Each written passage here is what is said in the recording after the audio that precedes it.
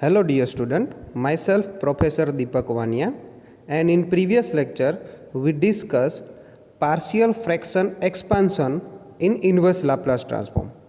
In this lecture we are going to discuss convolution theorem in inverse Laplace transform.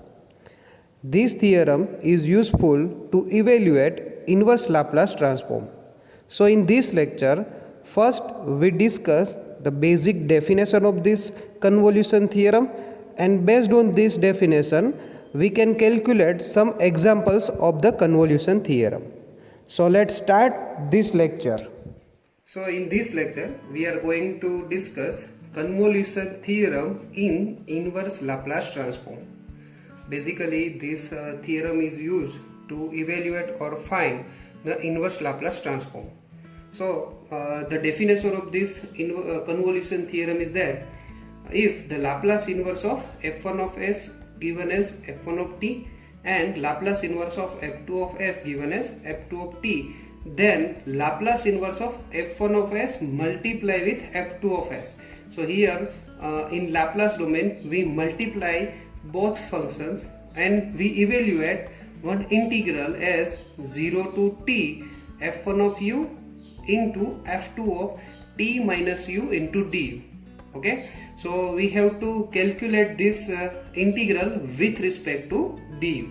Okay, so where 0 to t f1 of u into f2 of t minus u into du, this complete integral written as f1 of t, here the star f2 of t, this star is a symbolical representation of convolution. So here we can read it as a convolution of f1 of t and f2 of t. Okay, so let's we understand this convolution theorem by using examples.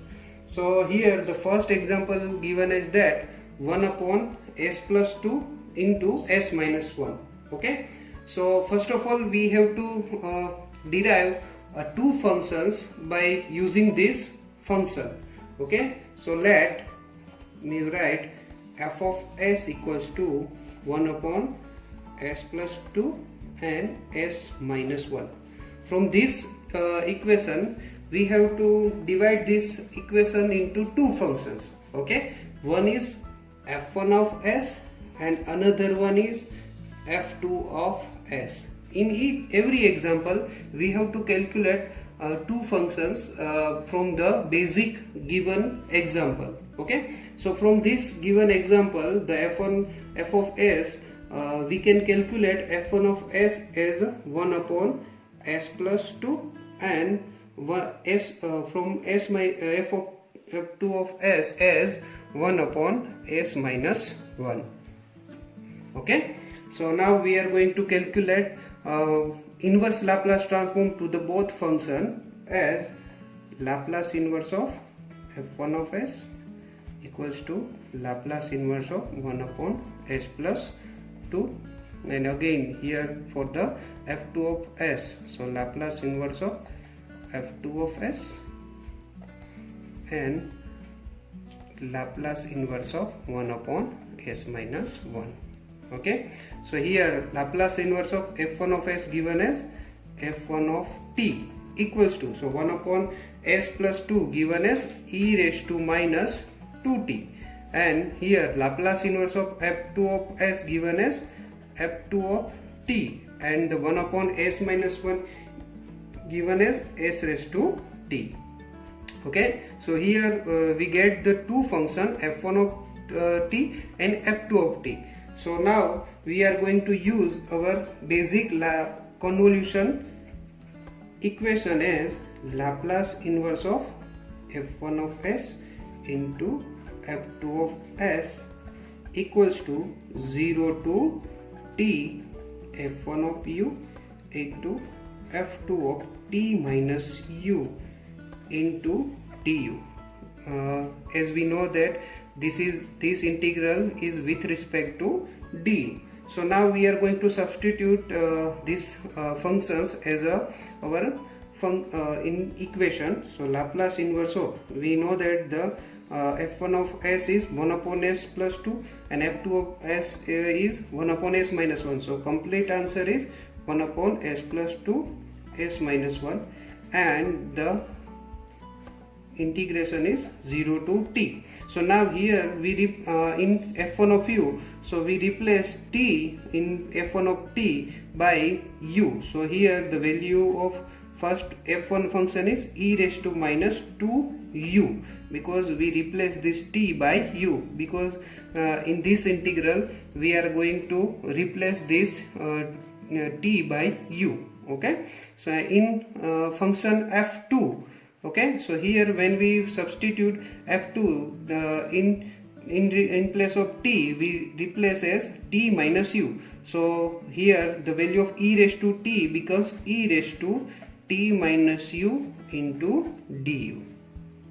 Okay, so now we are going to simplify this equation as 0 to t e raised to minus 2u e raised to t e raised to minus u du. Here e raised to minus 2u and e raised to minus u becomes e raised to minus 3u, and e raised to t becomes a constant because we are going to integrate this equation with respect to du. So e raised to t becomes a constant, so we can common out from this integral. So 0 to t e raised to minus 3u du. Okay, so now we are going to integrate this equation e raised to minus 3u with respect to du. So e raised to t as a equation. So when we integrate e raised to 3u, so it become e raised to 3u divided by minus 3, and the limits are 0 to t. Okay, so first we substitute upper limit, so e raised to t. When we substitute upper limit, we substitute in place of u. So here e raised to minus 3t divided by minus 3, minus when we substitute lower limit as u in place of as a 0, so e raised to 0 divided by minus 3. Okay, so e raised to t, here e raised to minus 3t divided by minus 3 minus 1 upon minus 3. So here minus minus becomes plus, so here 1 by 3. Okay, so now we are going to interchange the both terms. So e raised to t is 1 by 3 minus e raised to minus 3t divided by 3, and we common out this 3 as a denominator. So e raised to t divided by 3 into 1 minus e raised to minus 3t is the answer of your example by using convolution theorem. Okay, so this is the basic use of convolution theorem. This example is also calculated by using a partial fraction. Okay, we use both these methods to evaluate this inverse Laplace transform. Okay, so now we move on to the next example.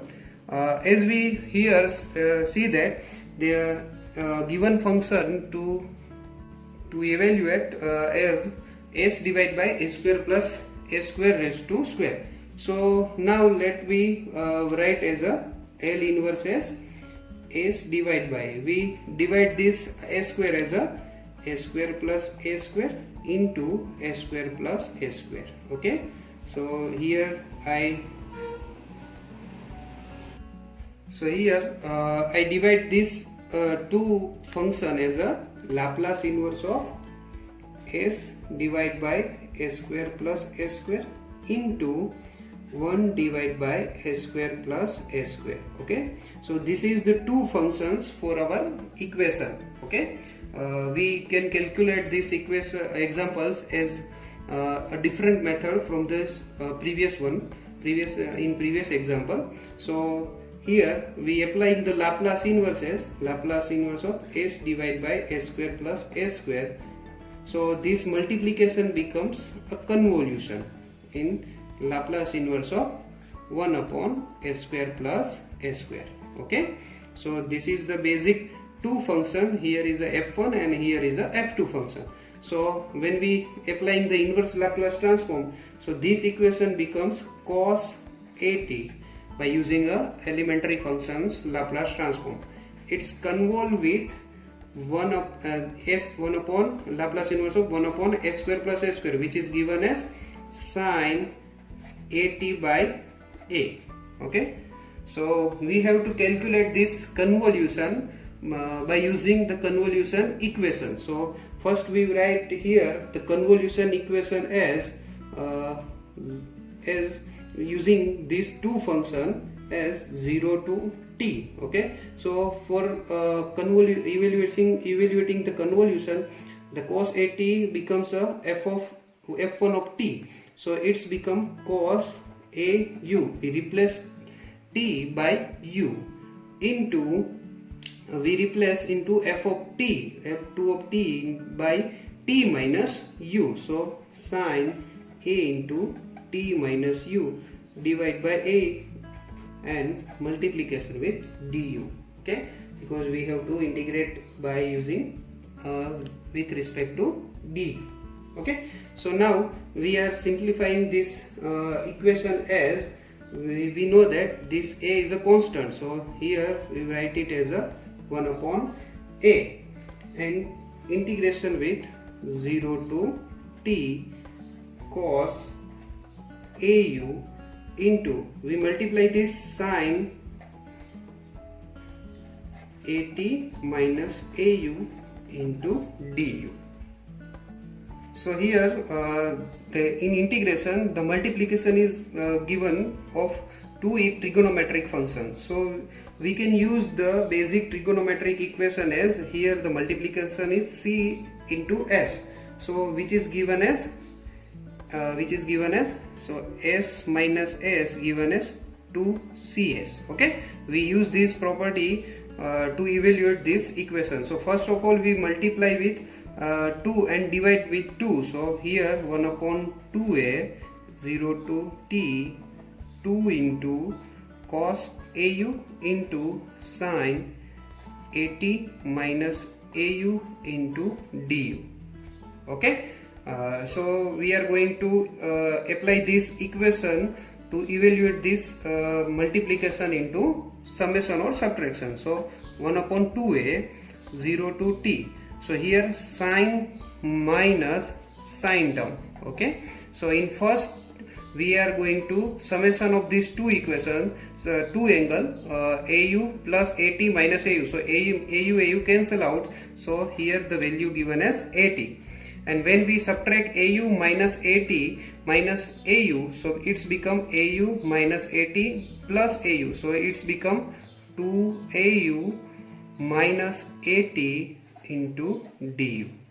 Okay, so now we are going to integrate this equation with respect to du. So 1 upon 2a into, so here the value of sine at is given, which is a constant for with respect to du, so it's just integrating only 1, so integration of 1 with respect to du given as u minus the integration of sine 2au minus at, so here the value of integration of sine 2au minus at given as cos 2au minus at divided by 2a, and the limits are 0 to t. Okay, so now we are going to substitute upper limit and lower limit. So when we substitute upper limit, so it's given as t into sine at in place of u minus, when we substitute u as a t, so 2at minus at, so it's given as at, so cos at divided by 2a. Okay, so this is the upper limit substitution minus lower limit. When we substitute u as a 0, so it's become 0, so here the answer becomes 0, minus when we substitute as a 0, so it's become minus 80, but the cos is a even function, so cos minus 80 gives as a cos 80 divided by 2a. This is the lower limit substitution. Now we are going to simplify this equation and we get the last answer as 2a into t into sine 80 minus cos 80 by 2a. So here minus minus become plus cos 80 by 2a. So here minus cos 80 by 2a and plus cos 80 by 2a gets cancelled out, and the last answer is t into sine at by 2s is the last answer of Laplace inverse of s divided by s square plus a square raised to whole square. Okay.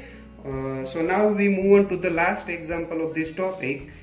As the example given is 1 upon s into s plus 1 raised to q. Okay. So again we divide this equation into two functions as 1 upon s into 1 upon s plus a raised to q.